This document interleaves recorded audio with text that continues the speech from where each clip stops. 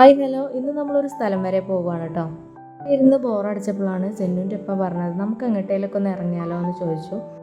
പറഞ്ഞു തീരുന്നതിന് മുമ്പ് തന്നെ ഞാനും കുട്ടികളും വണ്ടിയിൽ കയറിയിട്ടോ. അങ്ങനെ നേരെ നമ്മൾ പോയത് ഒരു ജ്വല്ലറിയിലോട്ടാണ്. അപ്പോൾ നമ്മളോടൊന്നും പറഞ്ഞിട്ടുണ്ടായിരുന്നില്ല കേട്ടോ. അവിടെ ചെന്നിട്ട് കഴിച്ചതിന് എടുക്കാമെന്ന് പറഞ്ഞപ്പോഴാണ് നമ്മൾ തന്നെ അറിയുന്നത് കേട്ടോ. ഒരുപാട് സന്തോഷം നിറഞ്ഞ മൊമെൻറ്റ്സ് ആയിരുന്നു കേട്ടോ അത്. ഒരുപാട് കഴിച്ചതിന് നമ്മൾ നോക്കി. അപ്പോൾ അതിലെനിക്ക് ഏറ്റവും കൂടുതൽ ഇഷ്ടപ്പെട്ടത് ഈ ഒരു കഴിച്ചതിനാണ്.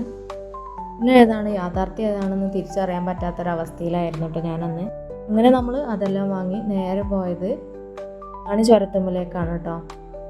നല്ല കാറ്റുണ്ടായിരുന്നു കേട്ടോ. കുറച്ച് നേരം ആ പ്രകൃതിയൊക്കെ ഒന്ന് നോക്കി ആസ്വദിച്ച് അങ്ങനെ നിന്നു.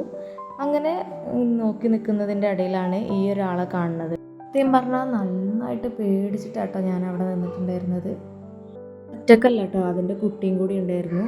ഇതൊന്ന് എൻ്റെ ജീവിതത്തിൽ ആദ്യമായിട്ടാണ് ഞാൻ ആ ഒരു ആനനെ കാണുന്നത്.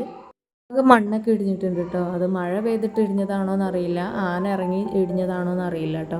ഇനിയപ്പോൾ ആനയൊക്കെ അവിടുന്ന് പോയി ഇറങ്ങിപ്പോരുകയാണ്, താഴത്തേക്ക് ഇറങ്ങിപ്പോരുകയാണ്. അപ്പോൾ കുറച്ച് ആരെയൊക്കെ കണ്ടു കേട്ടോ. അപ്പോൾ അവരെ കുറച്ച് നേരം നോക്കി അങ്ങനെ നിന്നു. അപ്പോഴത്തേക്കും എല്ലാവർക്കും വിശന്നിട്ടുണ്ടായിരുന്നു കേട്ടോ. നല്ല വിശപ്പുണ്ടായിരുന്നു. എന്തെങ്കിലുമൊക്കെ ഒന്ന് കഴിക്കാമെന്ന് വിചാരിച്ചൊരു ബേക്കറിയിൽ കയറി.